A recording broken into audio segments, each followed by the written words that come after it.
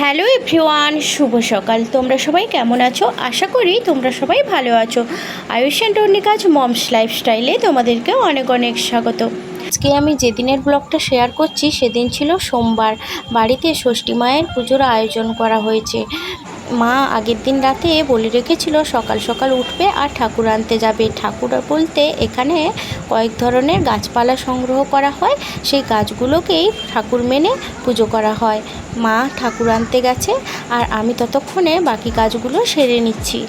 সকালে ঝাড় দেওয়া আর ঘর মোছার কাজটা শেষ হয়ে যেতে চান করতে যাওয়ার আগে আমি এই টেডি বিয়ারগুলো ধুয়ে নিয়েছিলাম। এগুলো সব মেয়ের টেডি বিয়ার, এগুলো নিয়ে ও খেলাধুলো করে।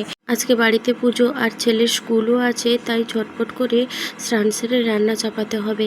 এখন আমি এদিকে ওয়াশিং মেশিনে কালকে বৃষ্টি হয়েছিল বলে জামা কাপড়গুলো রেখে দিয়েছিলাম, সেটা আজকে ধুয়ে নেব। আগের দিন রাতে অনেকটা বৃষ্টি হয়েছে, আজকে দেখছি রোদ বেরোবে মনে হচ্ছে, সেই জন্য জামা কাপড়গুলোকেও কেচে ফেললাম আর এগুলোকে শুকোতে দিয়ে দেব। স্নান সেরে চলে এসে এখন আমি দুপুরে রান্নাটা সেরে ফেলছি। আজকে বাড়িতে নিরামিষ হবে, কেননা পুজো হচ্ছে।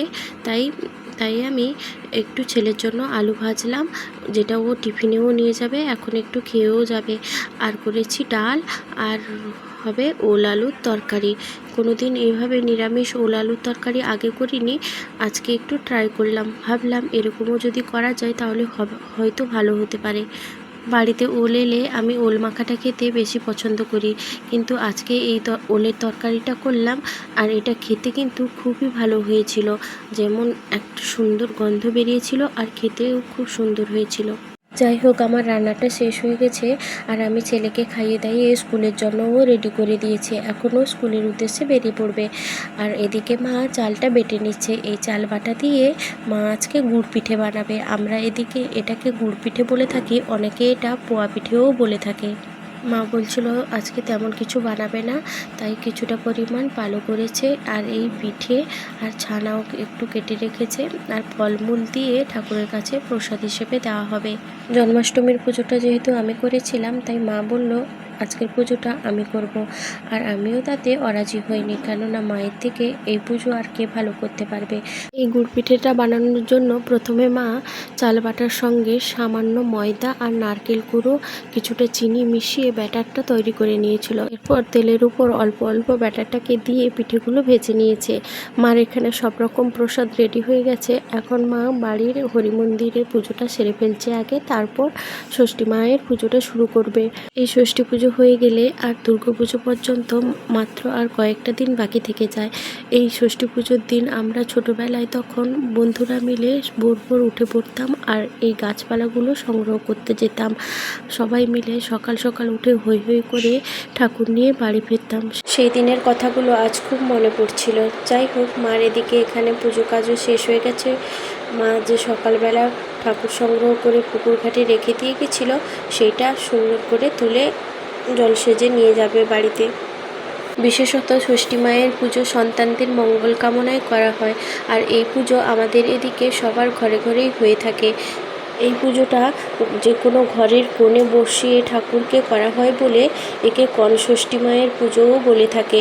মা আগে ঘরের কোণে বসিয়েই ঠাকুরকে পুজো করত, কিন্তু যবে থেকে আমাদের এই ঠাকুর বাড়িটা হয়েছে তবে থেকেই মা ঠাকুর ঘরেই এই পুজোটা করে থাকে।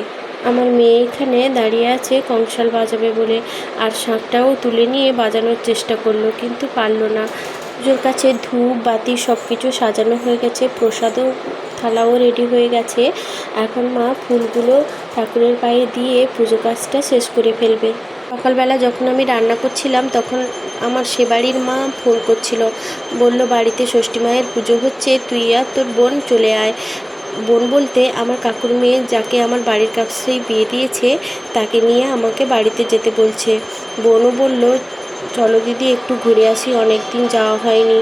বাবা কিছুদিন আগে আমার বাড়িতে এসেছিল, কিন্তু মা অনেক দিন হয়ে গেল আমার বাড়িতে আসেনি, তাই মার সঙ্গে দেখা করার ইচ্ছেটা আমি আর লুকাতে পারলাম না। বোনের কথায় আমিও বেরিয়ে পড়লাম দুজন বাবার বাড়ি যাওয়ার উদ্দেশ্যে। আগে কোনো দিন এত দূর রাস্তা আমি একা একা স্কুটি চালিয়ে যাইনি, কিছুটা ভয়ও লাগছিল যে এত দূর রাস্তা কিভাবে যাব, তবে রাস্তাটা ভালো ছিল বলে যেতে কোনো অসুবিধা হয়নি। আগে বোনকে আমি ওর বাড়ি থেকে তুলেছি, তারপর আমরা দুজন বেরিয়ে পড়েছিলাম। আবার যেহেতু বাড়ি চলে আসবো তাই আমরা একটু তাড়াতাড়ি বেরিয়েছিলাম। প্রায় 3:30টার সময় আমরা বাড়ি থেকে বেরিয়েছি। আর এখন আমরা বাবার বাড়িতেও পৌঁছে গেছি। মা আমাদের দেখে অনেক খুশি হয়েছিল। আমরা কিছুক্ষণ সেখানে ছিলাম আর মা প্রসাদ খেতে দিয়েছিল। আর মা বাড়িতে থাকা কয়েকটা সবজি আমাদের ব্যাগে দিয়ে বলল, সন্ধে হয়ে যাচ্ছে, এবার তোরা বাড়ির উদ্দেশ্যে বেরিয়ে পড়, না হলে কোথায় বৃষ্টি হবে, কি হবে, রাস্তাতে তোরা একা দুজন মেয়ে কি করবি, কিভাবে বাড়ি যাবি, তাই চিন্তা করছিল। তাই আমরা বেশিক্ষণ আর থাকলাম না। আর বাবার বাড়িতে কিভাবে কি করলাম সেই সময়টুকুও তোমাদের সঙ্গে শেয়ার করতে পারলাম না, আবার বাড়ি আসার তাড়া ছিল বলে। আজকের ব্লগটা এখানেই শেষ করলাম। তাহলে রাধে রাধে।